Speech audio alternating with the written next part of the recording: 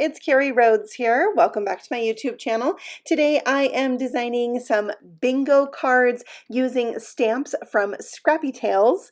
They are for Christmas and it is such a fun game. I'm going to tell you all about our family tradition during this video, so stay tuned for that. But now let's jump in and look at this super cute Christmas icons stamp set from Scrappy Tails. It does have a coordinating die set for that, although I won't be using it in my cards today.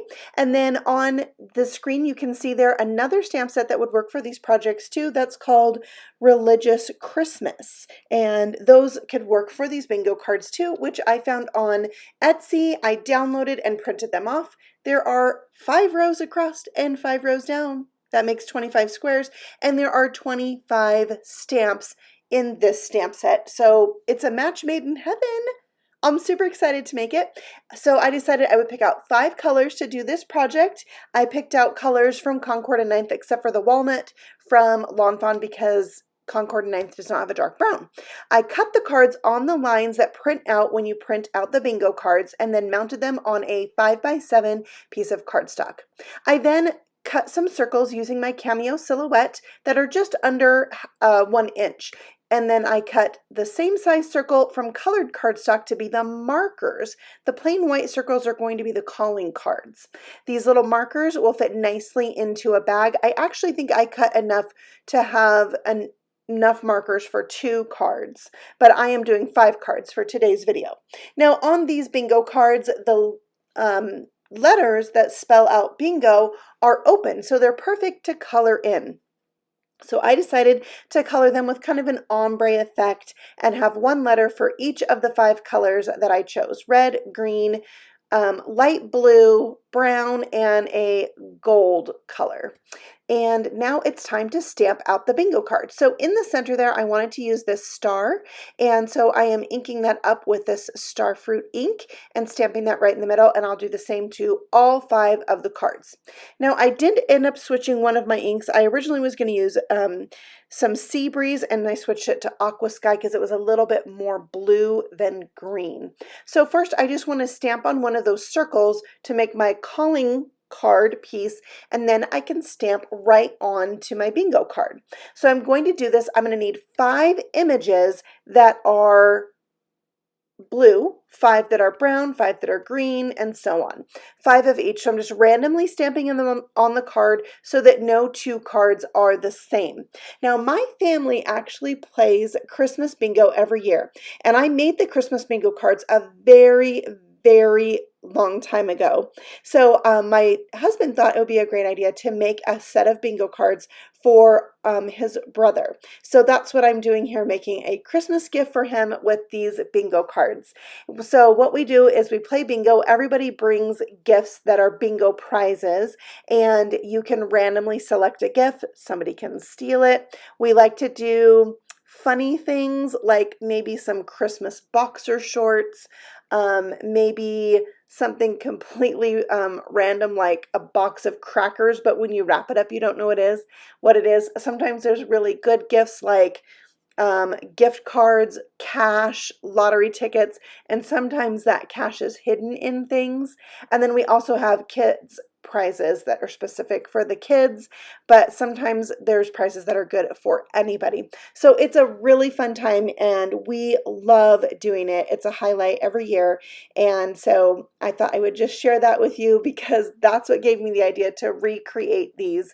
And I'm pretty sure his set might be a little bit nicer than mine, but also I think I am going to make 5 more because usually when you're playing this you kind of have a bigger crowd. So that's what I'm going to do. I'll replicate this and do it again.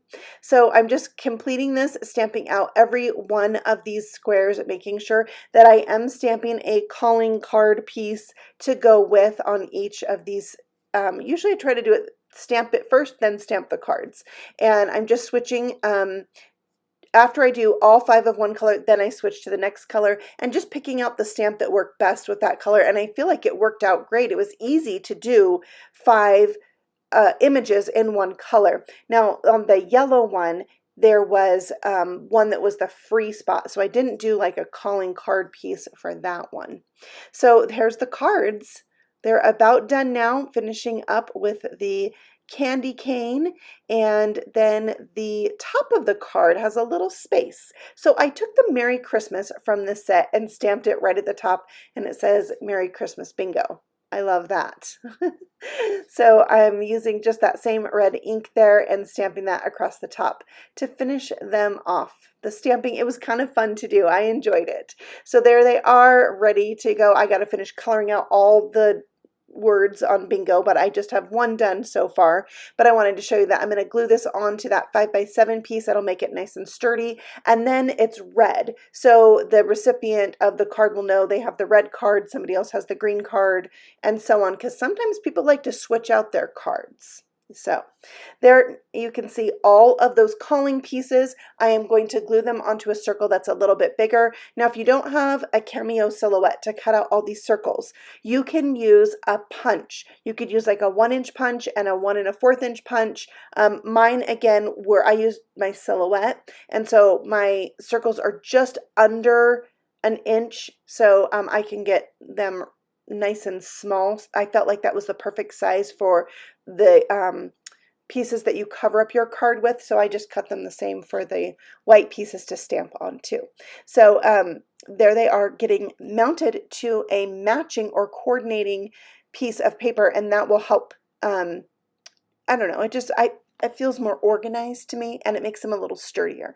But if you're making this for a gift, my idea would be to make a second set of the calling pieces, because they're easy to lose. They're so small. So maybe have a bag that you make a bunch of extras and just label it as extras. If you ever lose a piece, here's an extra type of thing. Now, when I got to this piece right here, I decided this deer needed to be Rudolph. So I went and grabbed a red marker, just dotted on a red nose, and then of course I had to do that on all of the bingo cards. But there's also a moose in here, so I felt like when you're calling, you could say moose or you could say Rudolph, and that was maybe easier to distinguish between the two. That's my theory. So there's all the pieces. You can see I put the little markers in baggies, and so you can hand out your bingo cards with a baggie of the markers, and then you have a really cute set. And when you're giving this as a gift, just wait like a month when all the Christmas stuff is out, you know, the day after Halloween, and buy a little Christmas tin. And you can gift these in a tin. I keep mine in a tin, and then when Christmas comes around, I just pull out the tin, take it over to my in-laws, and we have our fun Christmas bingo game with snacks and cocoa and the gifts. It's a blast. We just love it. So there's one of my Christmas traditions, and maybe a gift idea for you with this super cute Christmas icon stamp set from Scrappy Tails. I thank you so much for stopping by and letting me share this fun idea with you. I have new videos all the time, so if you're new here, feel free to subscribe.